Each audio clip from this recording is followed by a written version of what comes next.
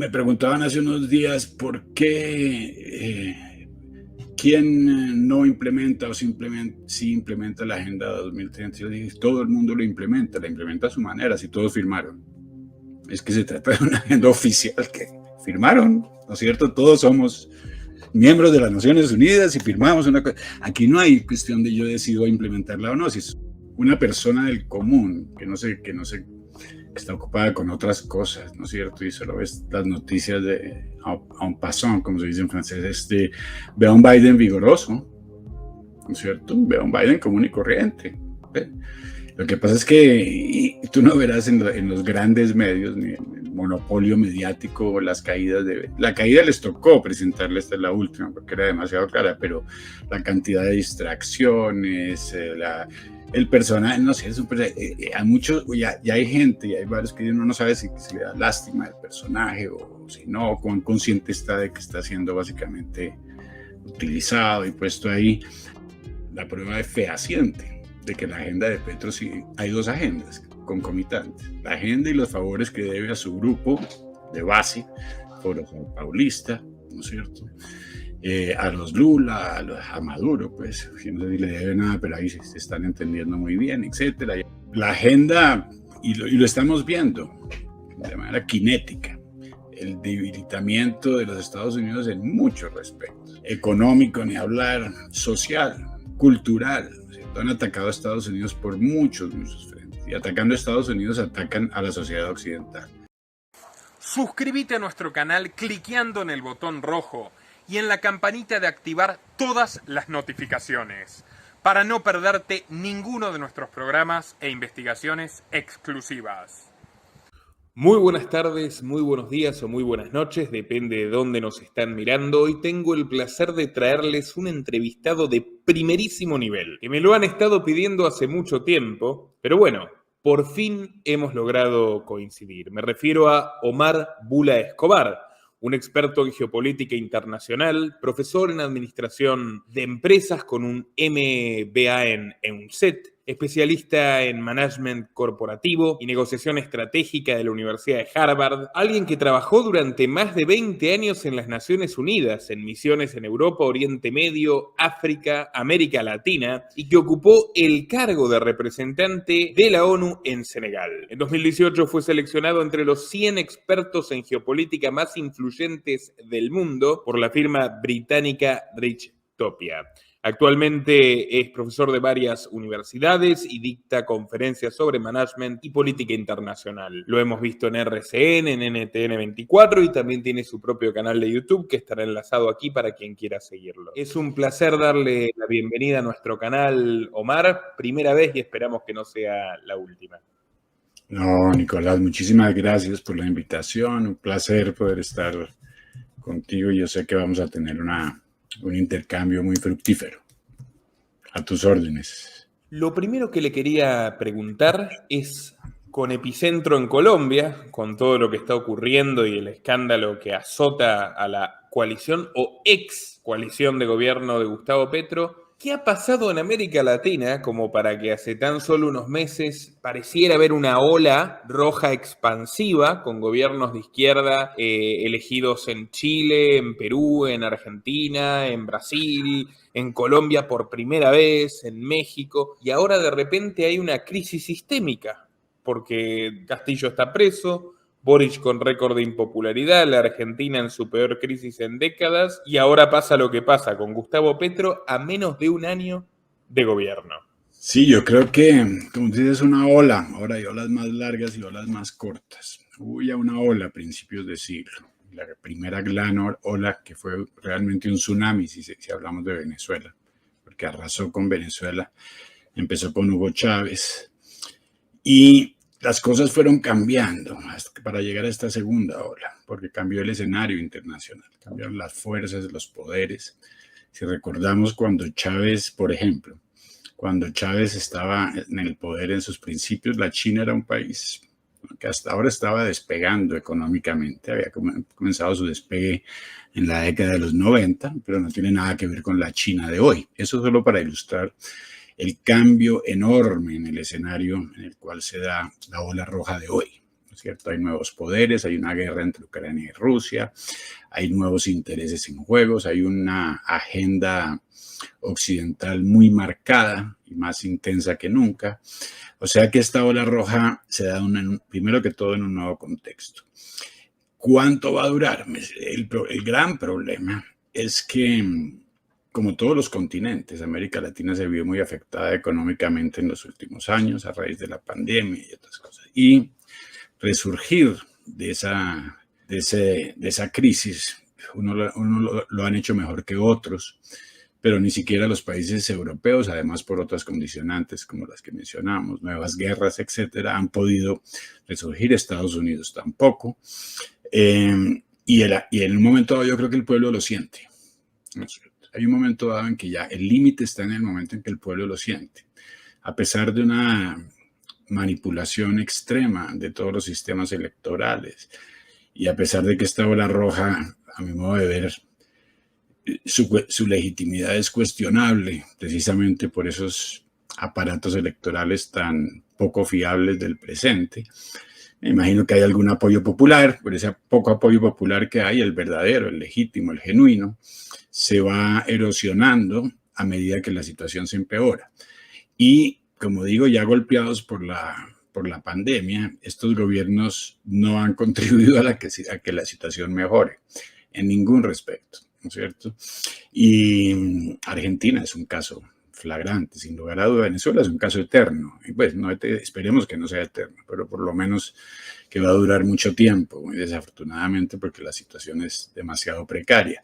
Pero no son los únicos, ¿no? Y el pueblo está empezando a sentir, sobre todo un pueblo azotado no solamente por la pobreza per se o por el declive económico, pero azotado también por el fenómeno del crimen transnacional organizado, ¿no es cierto? Que va a la par de alguna manera, porque los huecos que deja una economía débil los llena el crimen transnacional organizado, tanto en el ámbito económico como en el político. Y entre más se involucra el crimen transnacional organizado, menos gobernanza hay, entre menos gobernanza, menos institucionalidad para defender los derechos de los ciudadanos. Y, como digo, llega un momento en que el pueblo lo siente. Y digo yo, como en Chile, la reacción, digo yo, o el aparato electoral no fue suficientemente viciado, o la votación fue tan overwhelming, ¿no es cierto?, fue tan grande, que no hubo manera de esconder los resultados. Sea como sea, cualquiera de los dos escenarios, se ve que hay una reacción. Y se ve también cierta independencia institucional o cierta diferencia en la capacidad y en la fortaleza institucional de los diferentes países. Unos tienen instituciones más fuertes y más resilientes que otras. En el caso de Chile, yo creo que se había construido una democracia relativamente fuerte hasta hace poco. Pues ahí está, ¿no? Las instituciones están respondiendo, o lo poco que queda de algunas, en algunos países también responde. En Ecuador alcanzó a responder, la cosa ya está otra vez más contaminada. Cada país tiene una realidad institucional muy específica. Todos sufren de lo mismo en el caso de esta ola roja. Y digamos que me está escuchando alguien de izquierda, es que sufre de lo mismo, es porque allá independe de si usted es de izquierda o de derecha, quien me está escuchando, porque es cuando la economía va mal y el costo de la vida es ya impagable, ¿no es cierto? Y se pierden los empleos y se desmorona, la pagamos todos.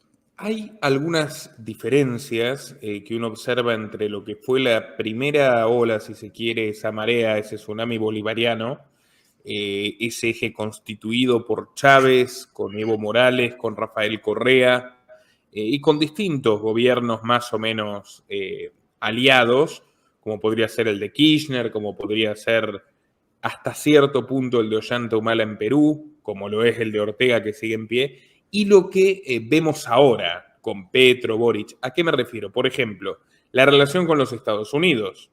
Chávez vociferaba ese intento de América bolivariana, muy, pero muy consustanciada, con China, con Rusia, con Irán. Usted escribió mucho al respecto. Uh-huh. Y ahora, sin embargo, vemos estos gobiernos tanto más intervencionistas, estatistas, saqueadores como aquellos pero con una muy buena sinergia con Joe Biden, con la administración demócrata de Estados Unidos en general, y con los organismos internacionales, con los que antes había tensión en las etapas anteriores. Ahora ya no hay tanta tensión. ¿Por qué cree usted que se produjo este cambio, si se quiere, ayornamiento geopolítico, o qué es lo que ocurre? ¿Acaso se está radicalizando la izquierda de los países centrales y por eso puede tener mejor entendimiento con la latinoamericana? Muy buena pregunta, Daniel, muy buena pregunta. Yo creo que los Estados Unidos de hoy, sobre todo, los Estados Unidos Biden, los Estados Unidos Obama, pongamos los Estados Unidos demócratas de los últimos tiempos, sobre todo, no son los Estados Unidos del pasado. Trump lo representó hasta cierto punto por estar defendiendo el Estado-nación como tal, pero obviamente no tiene nada que ver con la era pre-Obama. Era el Estados Unidos hegemónico, sin lugar a duda, a nivel global, en mucha política, económica y socialmente, hasta socialmente. Era un Estados Unidos que predominaba en términos de influencia sobre América Latina, en esa época del principios de siglo. Y empezaron a cambiar las cosas radicalmente, a mi modo de ver, con Barack Obama, ¿cierto? Que fue el que introdujo toda una serie de reformas cuyas corolarios estamos viendo hoy en gran medida, bajo quien las instituciones multilaterales cambiaron fundamentalmente, donde entraron con su venia, ¿no? Capitales a través de enormes ONGs que venían en realidad del sector privado corporativo, de los más poderosos de ese ámbito, y empezó a cambiar absolutamente todo. Entonces, el Biden, que es el regreso, ¿no es cierto?, de esa agenda que pretendía continuar si no hubiese habido la interrupción Trump, ¿no es cierto?, porque Hillary era la que cogía las riendas y todo iba muy bien para ellos hasta ese momento. Esa agenda volvió en vigor, pero volvió ahora en mucho vigor, porque se tiene un presidente que yo creo que, a pesar de que la prensa, ¿no es cierto?, a nivel mundial, yo leo prensa del mundo entero, me imagino que tú también y muchos otros, pero la imagen que se da de Biden es de un presidente común y corriente gobernando con decisiones fuertes, con relación a esto, con relación a aquello, lo que no muestra la prensa por ese fenómeno mediático tan omnipresente, es de un presidente extremadamente débil, sobre el cual muchos cuestionan si las decisiones son de él, no directamente. Hay todo un debate y por detrás de quién está manejando las riendas en los Estados Unidos. Lo que sí está claro es que la agenda Biden del presente es una agenda que ya no representa ese Estados Unidos hegemónico del pasado, de ninguna manera, pero sí representa todavía estas cosas. No es que una cosa desaparece y después, ¿cierto?, son concomitantes y hay periodos de transición, etc. Pero él está representando una agenda que es la agenda corporativa global de Davos, del World Economic Forum, y la está implementando a cabalidad, desde fronteras abiertas, tantos aspectos, ¿no es cierto? Se puede analizar, ese es otro capítulo aparte, pero claramente en ese sentido no estamos hablando ni de los mismos Estados Unidos y, como decía antes, ni de los mismos contextos, porque esa agenda que ahora predomina en Occidente, sobre todo a raíz de la división que hay ahora con Oriente por la guerra en Rusia y Ucrania, esto se concentra más en Occidente.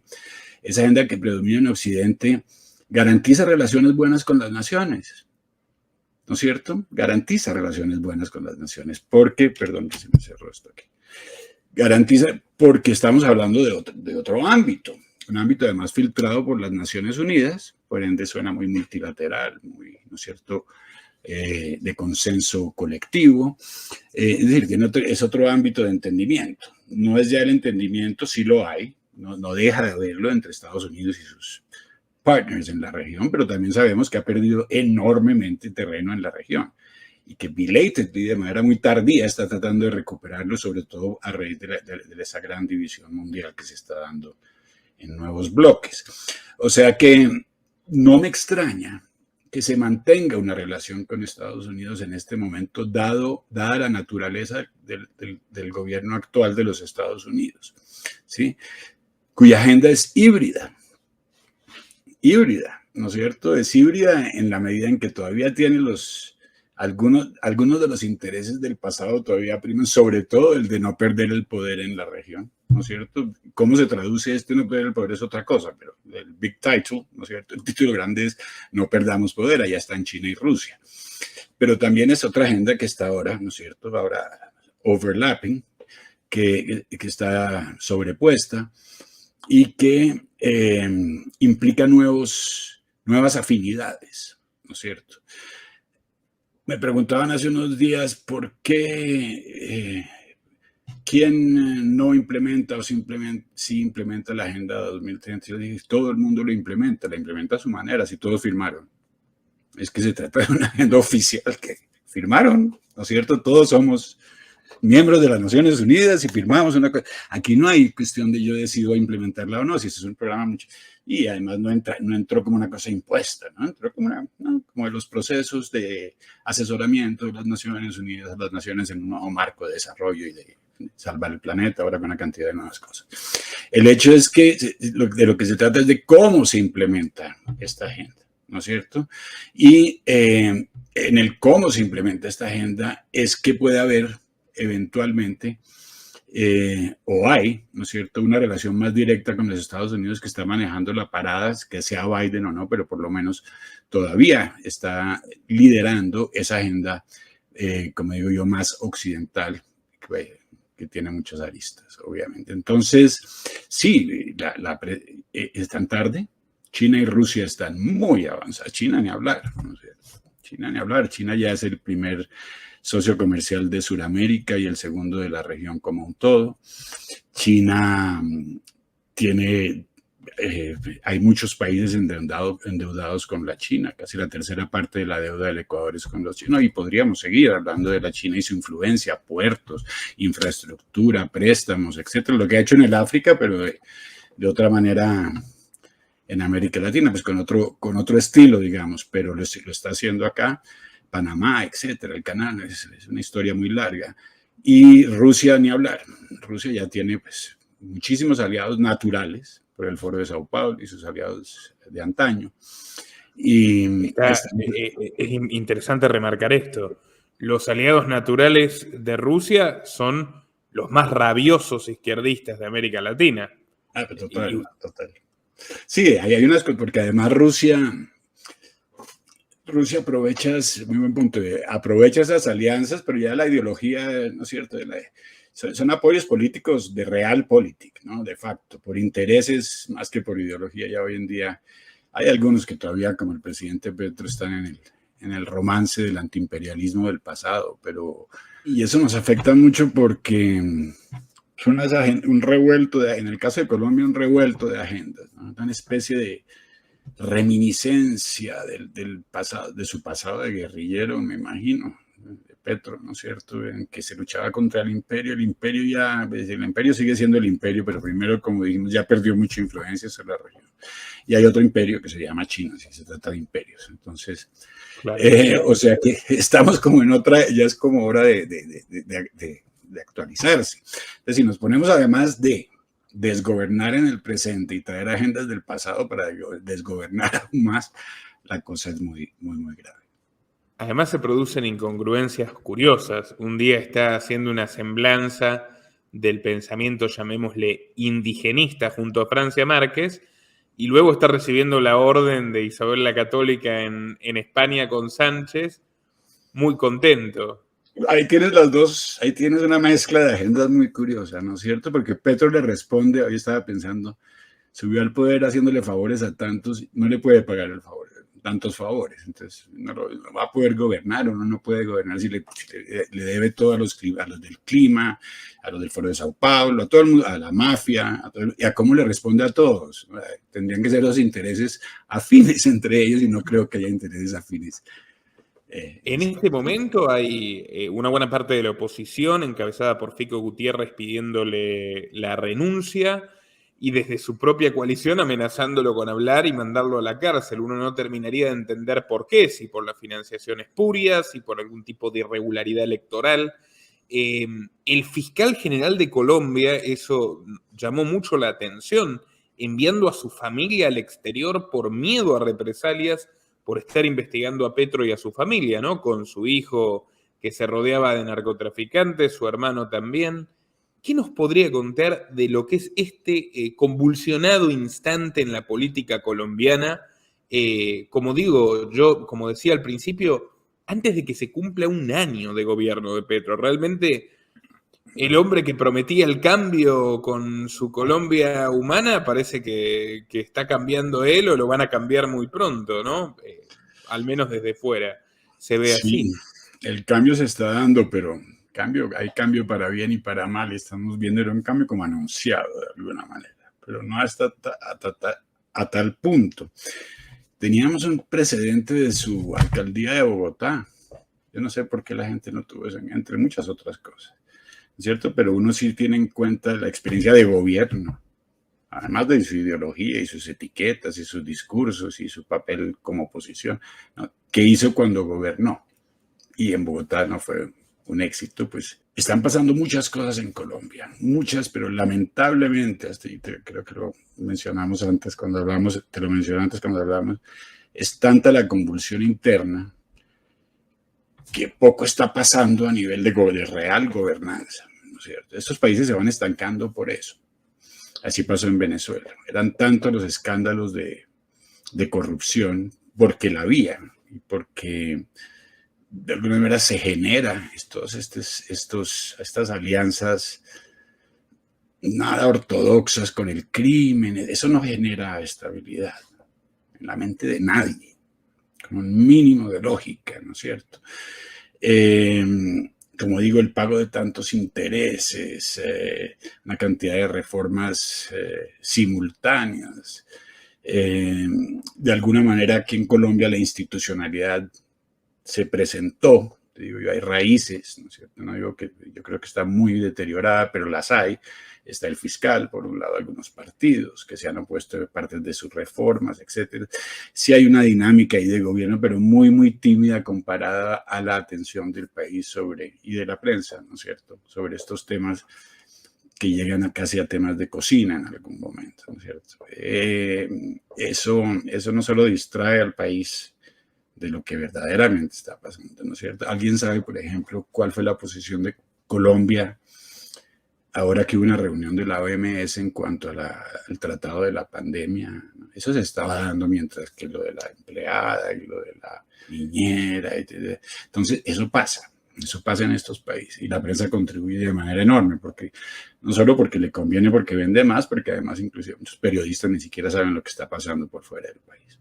Entonces, esto no es bueno, claro que no es bueno, claro que no es bueno. Además, una agenda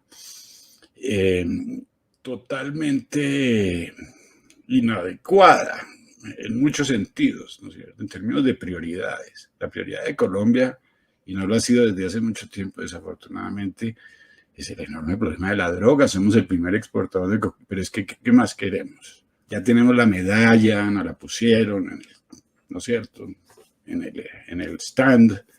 Nos dijeron, ustedes tienen la medalla de oro de producción de cocaína, sube a borbotones. Se sabe que hay una relación entre la cocaína, la violencia y la criminalidad, cantidad de cosas muy lógicas que se esconden por mil motivos. Pero entonces es el cambio climático, ¿no es cierto? Como dije yo por ahí, primero que todo Lula le va a robar el protagonismo. Tiene una Amazonía más grande, ¿no es cierto?, un país más grande y hace parte de BRICS y otras cosas más grandes que Colombia. A propósito, hoy el canciller colombiano condenó un misil de Corea del Norte. Perdón, pero es que en esas estamos, ¿no es cierto? En ese punto estamos de kafkiana esta cosa. Pero bueno, el hecho es que Kim Jong-un debe estar muy preocupado. No va a dormir esta noche. Mira, en todo caso, la adherencia al cambio, ahí está la prueba fehaciente de que la agenda de Petro, sí, hay dos agendas concomitantes: la agenda y los favores que debe a su grupo de base, Foro Sao Paulista, ¿no es cierto?, a los Lula, a Maduro, pues, no sé si le debe nada, pero ahí se están entendiendo muy bien, etcétera, y ahí hay mucha deuda a pagar, pero también tiene una agenda que es totalmente realmente no ajena, no es ajena a ningún país, pero tampoco es de ningún país específicamente, porque se trata del clima mundial o no. Entonces, y esa agenda es claramente una agenda del Foro Económico Mundial. Y además parecería el más comprometido con el concepto del decrecimiento, que lo expone abiertamente y quiere liquidar al petróleo cuando es corríjame si me equivoco, es la principal exportación en el mercado blanco, ¿no? De Colombia. Entonces, sorprende además digamos, lo lanzado, porque en un país europeo, en un país del primer mundo, llamémoslo así, la izquierda de los ricos, por así decirlo, puede darse el lujo de hablar de estas cosas, pero en un país en vías de desarrollo, estar diciendo vamos a decrecer y al mismo tiempo vamos a defender a los pobres, debería caerse en la cara de vergüenza. Yo no sé si la prensa colombiana, que por cierto, comparativamente ha hecho mejor su trabajo, por ejemplo, que la prensa argentina, que muchas otras, pero yo no sé si la prensa colombiana está consciente de que el paquete de medidas más alérgicas a los intereses de la población, de los empresarios, de los trabajadores de Colombia, no es una idea solamente de Petro, sino que, como usted dice, viene de unas élites internacionales que no disimulan en absoluto que lo han puesto ahí. Open Society tiene su única sede en Hispanoamérica, está en Bogotá. Francia Márquez se lo agradece públicamente. Cuando yo hice mis documentales de Petro y Francia Márquez, conté que viene de largo la relación con los Rockefeller también, que por cierto emplean al expresidente Santos, ¿no? Como director de su Fundación para América Latina, pero, o sea, es muy notable, muy obscena la huella que han dejado los grupos de presión internacionales, los think tanks que articulan políticas a su medida en el gobierno de Petro. Tanto más incluso que en el de Duque o en el de Santos. ¿Y no se hacen esas preguntas los medios colombianos? Porque a veces me da la impresión de que solo usted e Isabel Cuervo, que vive en Estados Unidos, pero también es colombiana, hablan de estas cosas, ¿no? En Colombia. Sí, mire, yo creo que la gente está aquí hace mucho tiempo. La diferencia entre Petro, Duque y Santos en este sentido, a mi modo de ver, es que la agenda es más intensa en este momento, no solo en Colombia, sino en el mundo entero, ¿no es cierto? Mucho más intensa. En la época de Santos, tímidamente metían en el acuerdo de paz, no nacemos hombre ni mujer. Tímidamente unas ministras metían unas cartillas sexuales y les tocó sacar. Iban como testing the grounds, ¿no? Como tratando de ver, tanteando el terreno a ver cómo, pero entonces la agenda no estaba todavía en todo vigor. Y eso paró con Trump en mucho tiempo, ¿no es cierto? Se creó un revuelto enorme, etcétera. Duque, pero no paró, sin lugar a dudas. Y aquí vemos el proceso de paz, y yo no sé si tú lo mencionaste en tu programa, pero ha estado permeado por George Soros de A a Z, ¿no es cierto? Y sobre todo lo que tiene que ver con la agenda de la droga. Y mientras que Soros no es todo el globalismo, es una gran ficha. Para mí es el líder, porque siempre dicen hay otros, sí, pero para mí es el ideólogo y el propagandista. Porque si uno lee el menú de la Open Society, se encuentra en ese menú todas esas agendas disruptivas de Occidente, en su fundación. Eso no lo encuentras así en el Ford Foundation, ni lo encuentras hay las mismas agendas, pero con unos títulos un poco más discretos, ¿no es cierto? En el caso de Open Society es directo, ¿no es cierto? Y es muy claro. O sea que él está aquí hace mucho tiempo. Ahora, las pruebas de la influencia de Soros ahora son fehacientes. Y estamos viendo que Colombia está muy permeado, pero muy, muy permeado. Y no solo a nivel de sus líderes, hay muchos en la clase política, tú sabes que estas fuerzas actúan a varios niveles, ¿no sé? Los sucesores, ¿no es cierto? De groom van preparando personas para el futuro, o sea que penetran mucho las entrañas de lo político, sin lugar a dudas de lo económico. Imagínate, tanto pasará por lo económico, sin lugar a dudas, y algunas cosas se saben, otras ni se saben, pero sin lugar a duda Petro está respondiendo de manera fiel y evidente, expresa a la agenda. Lo que tú dices de la transición es un país, las transiciones energéticas que están realizando países europeos. En Estados Unidos no es un ejemplo muy bueno, pero países un poco menos, que son radicales con la agenda verde, pero que por lo menos son conscientes de que se necesita una transición, ¿no es cierto? Con economías fuertes. No, aquí decidimos ser el ejemplo del mundo, una economía débil, y los africanos han hecho eso, se han opuesto muchísimo, ¿no es cierto?, sabiendo las consecuencias. Pero en Colombia se ve, es una especie, hay megalomanía, ¿no es cierto?, hay un liderazgo megalómano, donde Petro expone todas sus teorías económicas, humanas, ¿no?, filosóficas, ¿no es cierto?, en grandes discursos, y que parece que se está vendiendo como desahogándose, como que no lo dejaron hablar toda la vida y ahora quiere decir lo que piensa, ¿no es cierto? No hay gobernanza, mientras que eso pasa, porque con las consecuencias concretas de esa falta de gobernanza por las decisiones relativas a lo energético, sobre todo, ¿no es cierto? Entonces, un país que depende enormemente del petróleo, ¿no es cierto?, y que de pronto deja de producir, ahora hablan de 7 años, ¿no es cierto? Me estoy diciendo, eso es suficiente. Tú sabes que en la perspectiva de producción petrolera y de explotación para poder, ¿no es cierto?, después sacar el petróleo, se habla en décadas, no en años, ¿no es cierto? Me faltó decirle que no al final del gobierno, ¿no? Es que fue una cosa, los argumentos son totalmente absurdos, pero van a quebrar este país en todo sentido, y con esas otras ideas de traer gas desde Venezuela, acuerdos con PDVSA. Esto no apunta bien en ningún sentido, y Colombia como país en vía de desarrollo no debería y no tiene por qué, ¿sí?, porque le den otro Nobel o lo nombren después en una de estas fundaciones, pagar el precio de la megalomanía de un ser, además, ¿no es cierto?, que le hace la venia a todo el mundo. Le hace la venia a todos. Le hace la venia a Soros, le hace la venia al World Economic Forum con su agenda, le hace la venia a Lula, básicamente, porque todo lo que está pasando de la legitimación de Maduro no proviene solo de Petro. Petro no tiene, en gran medida, las únicas ideas propias que tiene son esas filosóficas rancias. Las ideas del presente no son de él. Y de la teología de la liberación, ¿no? Que viene de esa época de guerrillero. No, sí, todavía Camilo Tor y todo el cuento y tal.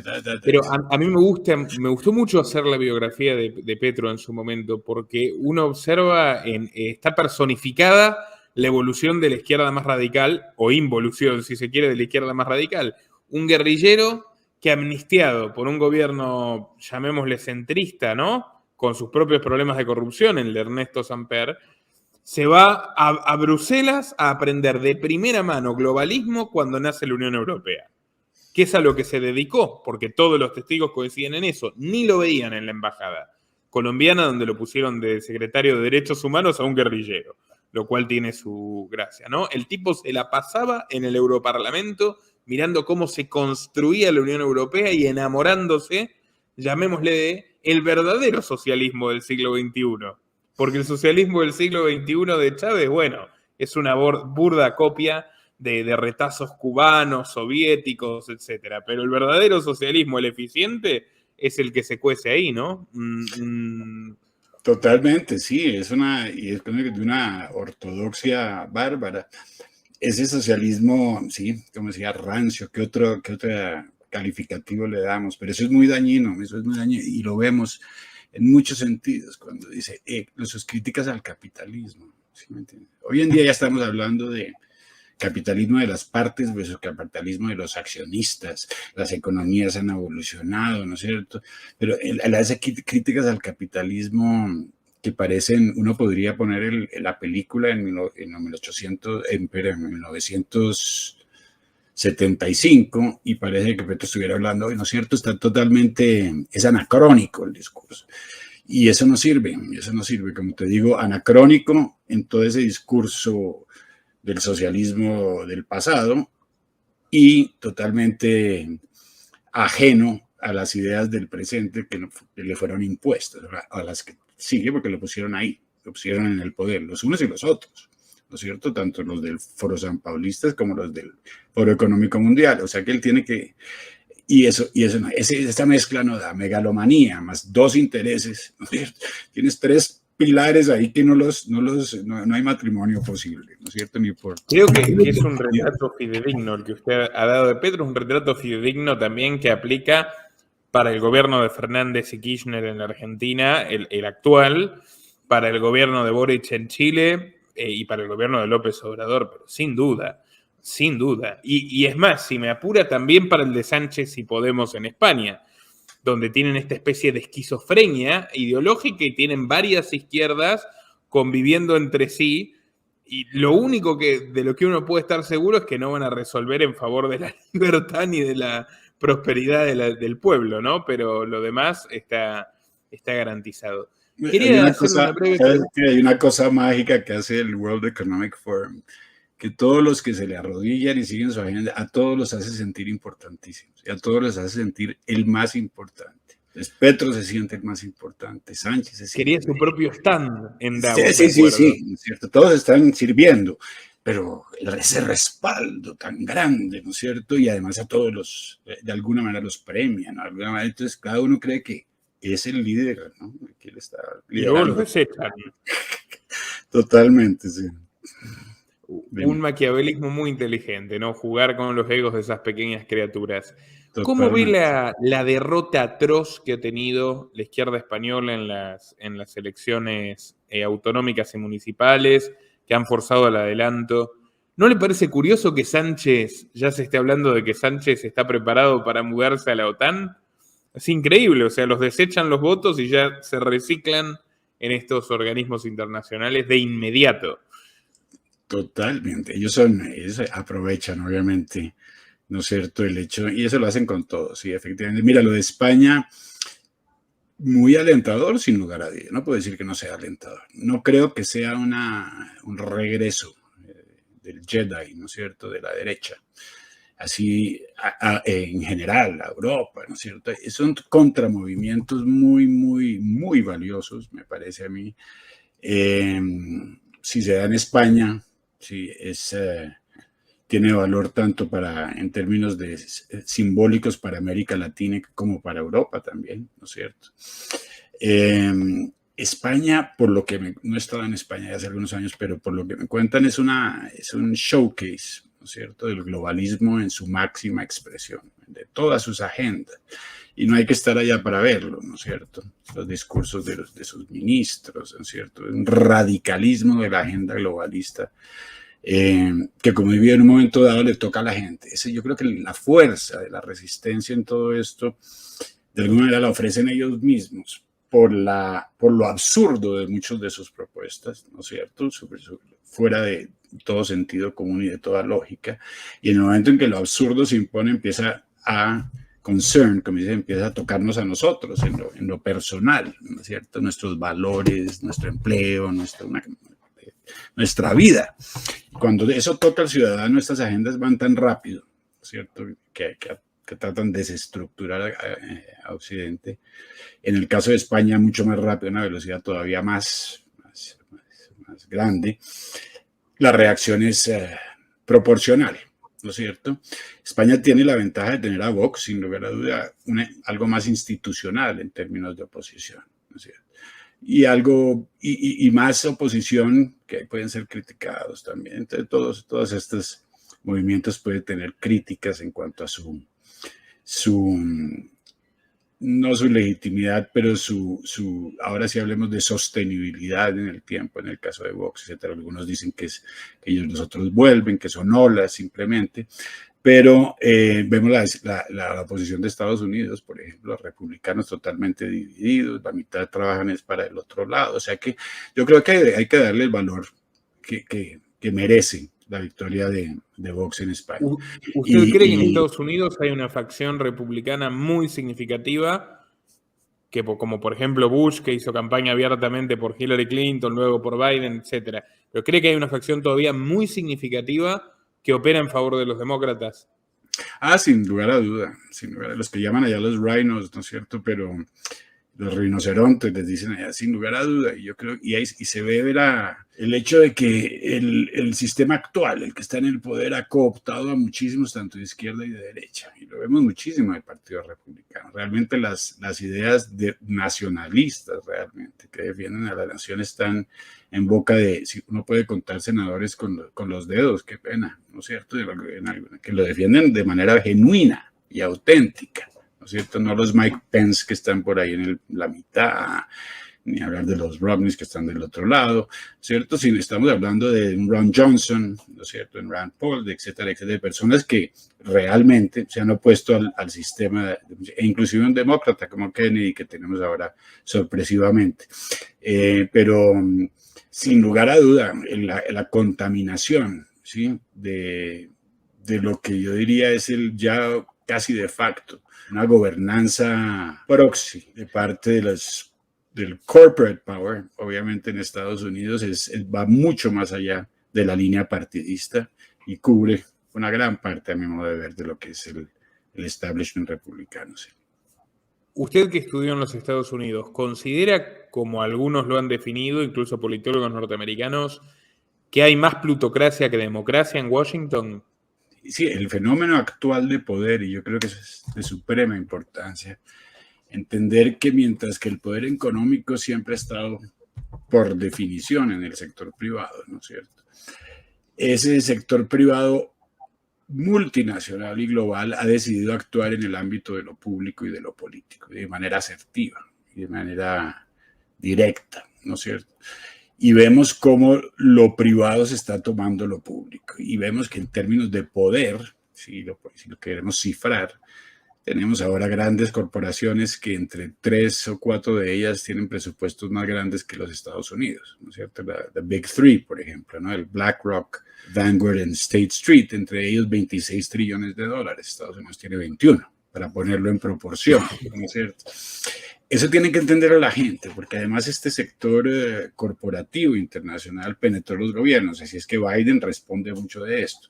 Penetró los gobiernos, primero de los países desarrollados, imagínense de los nuestros, ¿no es cierto? Mucho más débiles. Penetró los gobiernos, sobre todo, de una manera muy sutil, a través de lo público, a través de las organizaciones multilaterales y a través de los propios gobiernos, poniendo a sus alfiles en muchos países, como les digo, primero desarrollados, ¿no es cierto? Y eso es lo que demuestra el calibre de su penetración. Macron en Francia, un Trudeau en Canadá y el ministro holandés, ¿no es cierto? Desde Merkel, desde antes los tenemos todos muy, muy manejados por estos poderes y eso hace que en Estados Unidos, sin lugar a duda, hay ahora una predominancia, ¿sí? De decisiones que provienen de eso, se le llame plutocracia o no, pero sin duda alguna de los intereses corporativos que están manejando no solo la agenda de los Estados Unidos, sino de gran parte de Occidente. O sea que, sin lugar a duda, Estados Unidos está muy deteriorado y eso hace parte de la agenda, ¿no es cierto?, de debilitar a los Estados Unidos. Eso es explícito, además, en las conversaciones que se han dado en corredores e inclusive publicaciones que se ha hecho por el World Economic Forum en términos de disminuir un mundo más multipolar. Era el primer discurso.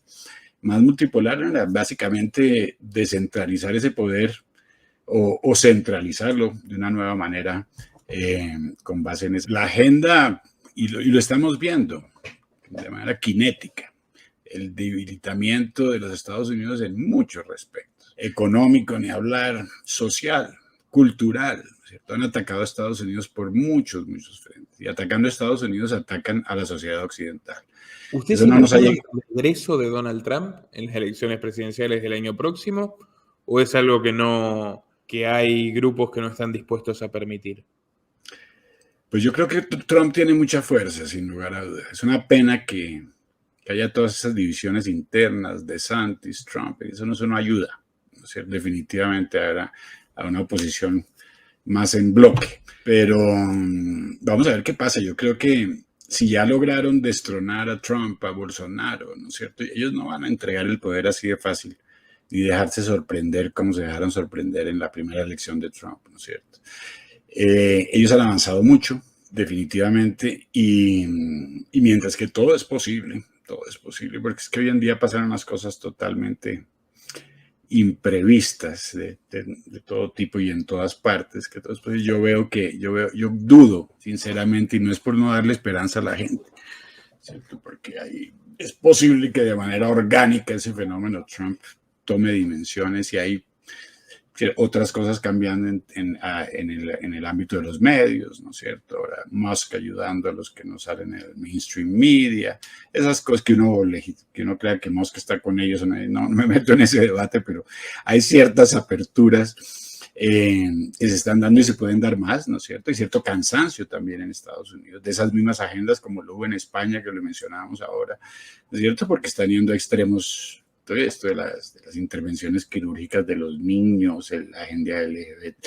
Hay unos extremos que ya la gente está diciendo, un momentico, antes como que tolerancia bien, pero se están pasando. O sea que todos esos fenómenos pueden ser concomitantes y en su concomitancia crear algo orgánicamente válido para darle la vuelta a la cuestión. Sin embargo, esta gente está muy, muy ingrained, las raíces han avanzado mucho y definitivamente tumbar esa agenda, la están acelerando, ¿no es cierto? Esa agenda, o sea que yo creo que desde un principio sabían que iba a haber bumps, ¿no es cierto? Que iba a haber obviamente una resistencia, etcétera, pero eso no les es extraño, simplemente you have to deal with it, tienes que manejarla. Veremos qué pasa, si no hay bola de cristal. ¿No le parece un poco extraño que Biden apueste por su reelección y haya quien se lo consienta en el estado tan precario en el que está? No, pues extraño es. Como te menciono, Nicolás, la gente una persona del común que que está ocupada con otras cosas, ¿no es cierto? Y solo ves las noticias en passant, como se dice en francés, ve a un Biden vigoroso, ¿no es cierto? Ve a un Biden común y corriente. Lo que pasa es que tú no verás en los grandes medios ni en el monopolio mediático las caídas la caída les tocó presentarle, esta es la última porque era demasiado clara, pero la cantidad de distracciones, el personaje, no sé, hay muchos, ya hay gente, y hay varios que uno no sabe si se le da lástima del personaje o si no, cuán consciente está de que está siendo básicamente utilizado y puesto ahí. Ellos juegan con todo. Cuando tú sacas una noticia, Biden decidió irse por lo que estás de alguna manera convenciendo a la gente de que hay alguna continuidad, ¿no es cierto? Que las cosas van bien y como que van tan bien, entonces la gente está dispuesta, pero de ahí a que eso sea un hecho. Y con el tiempo ya el propio New York Times creo que vio y que decía difícil para un presidente, aging president, ¿no es cierto? Y van preparando el terreno. Yo veo muy difícil de facto que lo sea y veo un poquito descabellado el que lo proponga. Por último, para cerrar este diálogo tan interesante, ¿cómo fue su experiencia en las Naciones Unidas? Y le quería preguntar si usted cree que ha existido una transformación de las Naciones Unidas, si es que realmente alguna vez hubo una premisa de evitar guerras y grandes conflictos, como se planteaba primitivamente Immanuel Kant en La Paz Perpetua, y eso fue degenerando y se fue convirtiendo en un instrumento para permear las políticas públicas internas de los países. O bueno, ¿cómo fue su experiencia? ¿Cómo interpreta que operan hoy las Naciones Unidas o las distintas divisiones dentro del organismo? Sí, las Naciones Unidas cambian como todo ha cambiado, ¿no es cierto? Y cambian con el contexto histórico y han cambiado radicalmente en los últimos tiempos. Todas estas organizaciones fueron realmente levantadas por Occidente post Segunda Guerra Mundial. Y es precisamente de esa predominancia de Occidente en las instituciones y en la manera como proyectan sus intereses de la que se quejan hoy China, Rusia y otros que quieren básicamente crear un mundo, ¿no es cierto?, que responda más a sus propios intereses, que no esté de acuerdo con ellos o no. El multilateralismo se está dividiendo de manera radical y hoy tenemos a un BRICS del otro lado, ¿no es cierto?, que está trayendo muchísimos miembros, 19 en fila, y miembros importantes. Los países árabes, el mundo se está dividiendo enormemente y se quejan, obviamente, en gran medida. La queja es la falta de representatividad de sus intereses en el ámbito multilateral del presente y de los últimos 70 años, sobre todo. Las Naciones Unidas de la segunda mitad del siglo pasado fue una Naciones Unidas pro-occidental, sobre todo, obviamente, que alcanzó a tener algunos matices de funcionamiento, no tanto en el ámbito de la paz, que es su objetivo principal, pues obviamente no, lo que hubo guerras fue por al doquier, Camboya, Vietnam, you name it, ¿no es cierto? Todas las guerras que pudo haber, no mantuvo la paz definitivamente, pero se prestó por lo menos y se sigue prestando en cierta medida como una especie de plataforma para que los países se encuentren, ¿no es cierto? Y no va mucho más allá hoy en día. ¿Por qué? Las instituciones cambian como cambia el contexto y como a partir de la caída del muro de Berlín, sobre todo el contexto comenzó a cambiar de manera muy fluida, ¿no es cierto? Las alianzas comenzaron a cambiar, la China comenzó a crecer, ¿no es cierto? Todos los factores de poder y el ajedrez internacional empezó a cambiar, pues las Naciones Unidas también cambiaron. Hay que acordarse que las Naciones Unidas la componen y estas organizaciones están compuestas de miembros y esos miembros tienen un voto, ¿no es cierto? Y si hay una mayoría de miembros como en la OEA, en un momento dado la primera marea roja que hablábamos, que es pro izquierda, pues las decisiones de la OEA, sobre todo teniendo un director como Almagro, que sigue la dirección del viento, pues serán más de izquierda, a pesar de ser financiado por los Estados Unidos, ¿no es cierto? Estas organizaciones multilaterales cambian y han cambiado definitivamente. Mi tiempo con las Naciones Unidas, en mi época no había Agenda 2030, había Agenda 2015, los objetivos del milenio, y habrá una Agenda 2045, para los que crean que es algún tipo de mito. Cada 15 años se restablece una agenda. Y precisamente esta periodicidad de las agendas es que hace que la gente crea que no, que es simplemente un proceso continuo de las Naciones Unidas al cual hay que adherir y se adhiere porque sus objetivos son muy loables, etc. Esas Naciones Unidas comenzaron a cambiar. Yo salí en el 2012 realmente. Y estando adentro no es lo mismo estar adentro que estar afuera para ver lo que está pasando. Cuando tú estás adentro haces parte del proceso interno de respuesta, de accountability, ¿no es cierto? Y hay ciertas guidelines, ¿no es cierto? Guías que se dan, políticas, y uno responde a esas guías, pero sinceramente y en retrospectiva no veo nada de extraordinario en el guidance o en las guías políticas que se me daban a mí en mis tiempos. Lo que sí veo es un cambio radical en los últimos tiempos. Y esto tiene que ver muchísimo, como te mencioné anteriormente, con una penetración enorme del sector privado a través de enormes ONGs en estas organizaciones. El caso de la OMS es clarísimo, ¿no es cierto? El caso de muchas agencias de Naciones Unidas, de la propia Corte Penal Internacional, todas han sido penetradas disimuladamente a través de organismos no gubernamentales que irónicamente representan las grandes corporaciones multinacionales. Las Naciones Unidas de hoy, y si tú comparas desde el punto de vista de presupuestos, 55.000 billones o trillones, billones, es que con español hablan de trillones, billones, hay esa confusión siempre. 55.000 millones de dólares anuales de presupuesto y comparas con un BlackRock de 10 trillones, ¿no es cierto? Pero se encuentran en el World Economic Forum, ¿cierto? Implementan la misma agenda, ¿no? Los mismos 17 ODS de colores, y lo que hace en lo que las Naciones Unidas se convirtió a mi modo de ver es en un puente, ¿no es cierto? En un instrumento para legitimar, un filtro para legitimar una agenda totalmente ajena a lo que exponen de manera más inocente los objetivos de desarrollo sostenible. Entonces es una organización que le responde de facto a lo privado más que a lo público, ¿cierto? Y que sigue una agenda que ya no responde a las necesidades del multilateralismo per se y que trata inclusive de dar pasos para volverse más supranacional en naturaleza, como son los pasos que se tratan de dar hoy en Ginebra con el Tratado de la Pandemia y otros. Muchas gracias por toda su exposición, Omar. Lo pueden seguir en su propio canal de YouTube, también en su cuenta de Twitter. Los invito a compartir este video en todas sus redes y grupos para brindarle mayor difusión. y bueno, lo estaremos invitando próximamente. Muchas gracias por venir. A ti, Nicolás, muchísimas gracias y a todos los que vieron, que Dios los bendiga. Gracias. Nuestro trabajo depende de tu apoyo. Para que siga siendo posible, realiza tu donativo desde tan solo $2 por mes a través de Patreon, en los links que están en la descripción o en el comentario destacado. También podés hacerlo a través de la opción Unirte de YouTube, y si estás en Argentina, con el medio de tu preferencia a través de Mercado Pago.